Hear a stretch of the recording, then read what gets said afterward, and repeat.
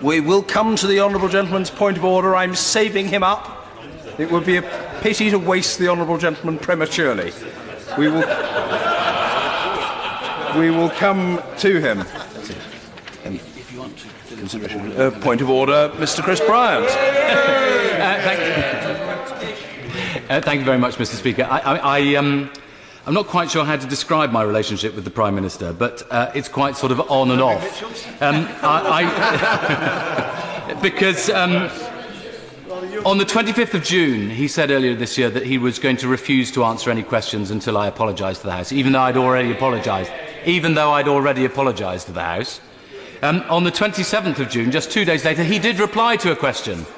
And then in September he replied to a question, but now today he's back to not replying to questions. Now, I fully understand the ruling that you gave this afternoon. You're not in charge of the quality of answers. But I don't think that there has ever in the history of the House been an occasion when a Prime Minister has said that he or she would, full stop, not reply to any question. And indeed, I think you have ruled, and previous speakers have ruled on many occasions previously, that when a minister has refused to reply to a written question, they have to answer. Not least because the Ministerial Code says, written by the Prime Minister, ministers should be as open as possible with Parliament and the public, refusing to provide information only when disclosure would not be in the public interest. And that, of course, is incorporated into a motion of the House resolved on the 19th of March 1997. So I would have thought that expressly to say that you will not reply to an individual member of the House is an affront to the House, in particular is an affront to my constituents, and shouldn't be countenanced, surely. The honourable gentleman for his point of order, to which I make 2 points in response. First, with reference to the Ministerial Code, I simply remind the House that responsibility for it rests with the Prime Minister, and it seems unlikely that the Prime Minister will be minded to investigate himself. I say that not in a spirit of levity, but because I think it is a pertinent observation in practical terms. Secondly, I'm sorry to disappoint the honourable gentleman, and I do not intend any discourtesy to him. I take the honourable gentleman very seriously, almost as seriously as he takes himself.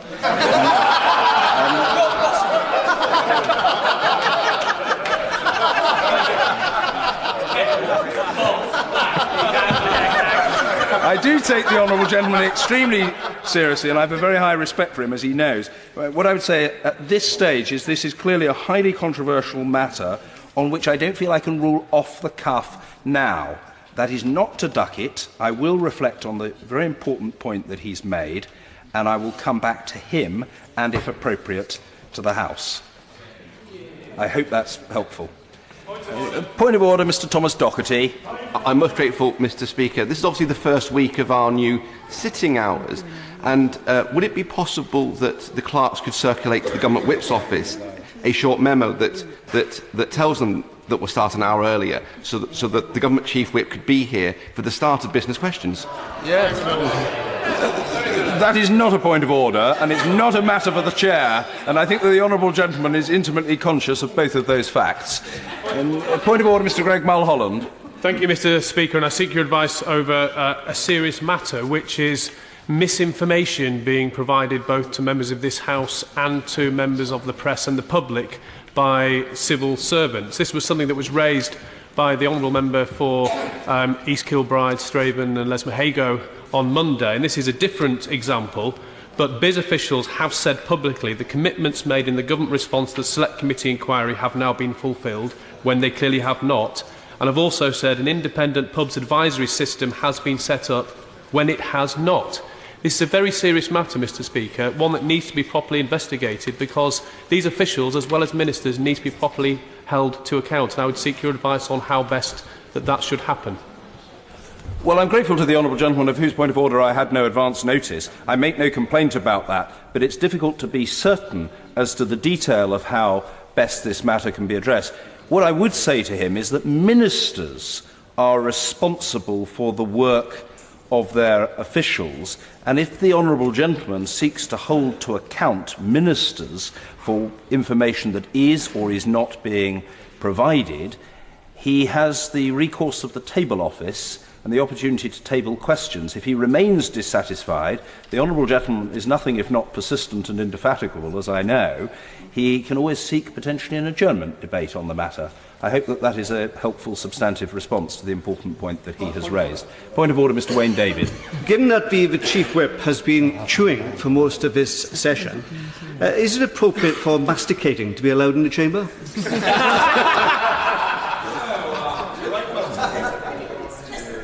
I won't go into that. I would only say quite a lot of noise has been heard in the course of the last hour, but the Government Chief Whip has been as quiet as a church mouse. And point of order, Mr. Chris Bryant. Thank you, Mr. Speaker. I have 5 questions on the order paper, name day questions, for tomorrow, all to the Prime Minister, all following numbers 64, 5, 6, 7 and 8, all following on from the question that wasn't answered yesterday. Now, I know you said yesterday afternoon that you would be cogitating overnight on the matter, but previous speakers have ruled very, very clearly that written questions have to be answered on time. They have to be answered substantively. Can you also confirm that they actually have to be answered? Yes. They should be answered. They should be answered on time, and they should be answered substantively. That requirement applies to all members of the government.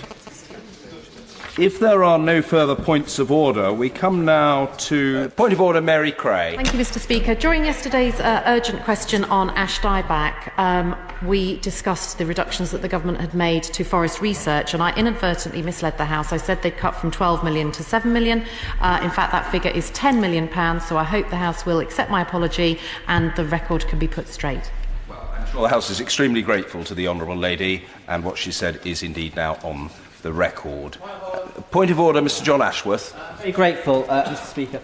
In response to a question from my honourable friend, the member for Barnsley Central, relating to the burial of what we hope turns out to be Richard III, the honourable member for Mayton and the Weald, the Parliamentary Under Secretary at the Ministry of Justice, said on Friday in a written answer, the current plan is for them to be reinterred in Leicester Cathedral.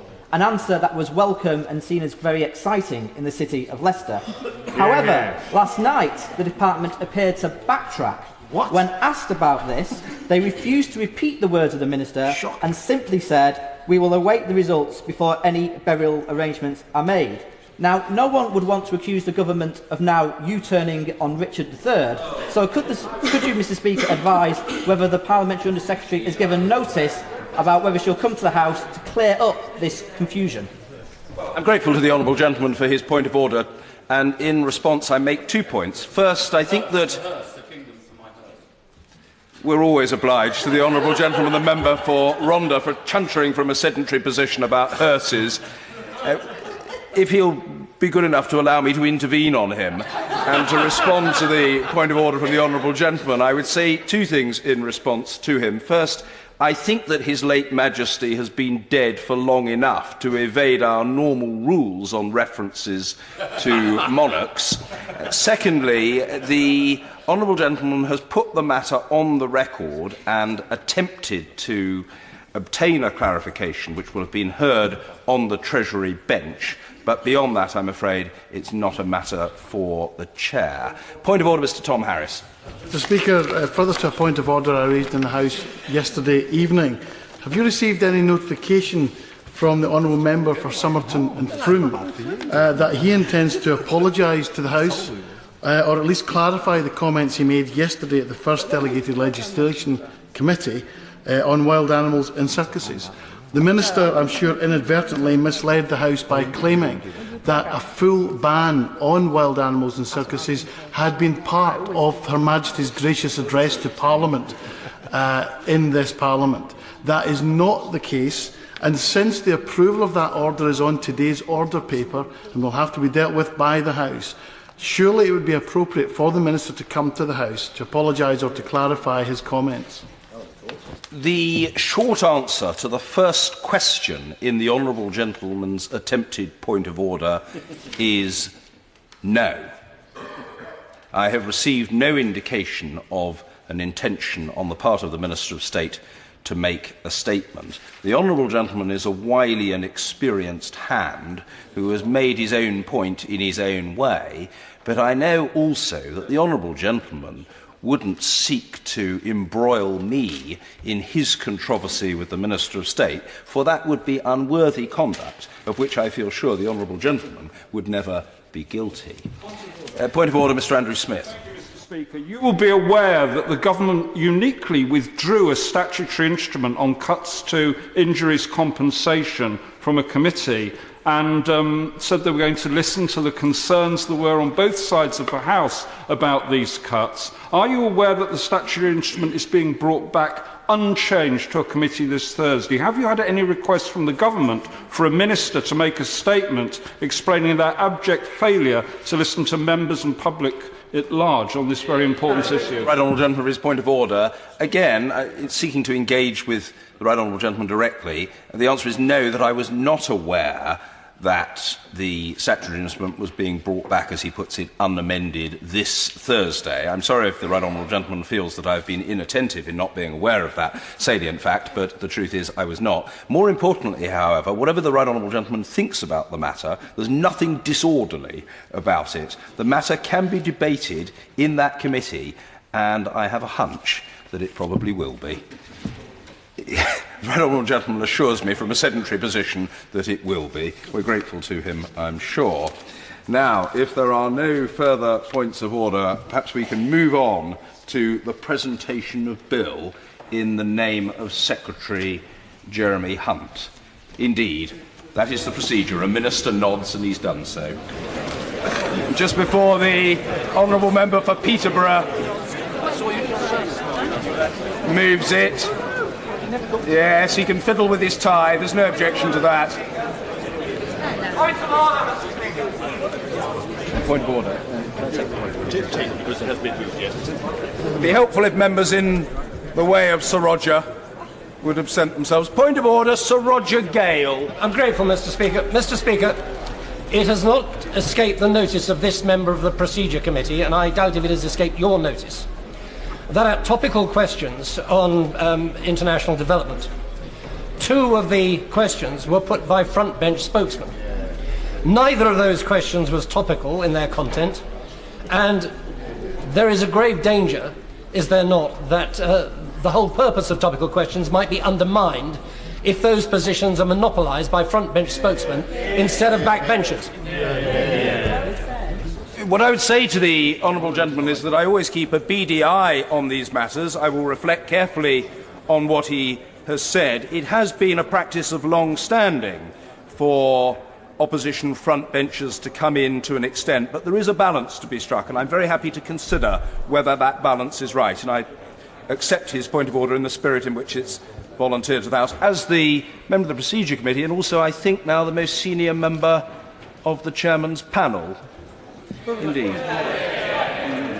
Further to that point of order, yes, I'm not sure there's a further to it, but we'll take the honourable gentleman's point of order nevertheless. Point of order, Mr. Robert Halfon. Thank you, Mr. Speaker. There are reports that film moguls are going to be allowed to film and film Big Ben. Can my honourable friend ensure that members of this House are able to vote on this if this decision is made? What? The honourable gentleman is usually keenly attentive to his chances to contribute to debates in the chamber. Can I suggest to him that the debate on the floor of the House, I believe, on the 8th of November, might be a suitable opportunity for the honourable gentleman to seek to catch my eye or that of the occupant of the chair at the time, and then he can develop his thoughts on this matter in full detail. Point of order, Mr. Dennis McShane. Thank you, Mr. Speaker.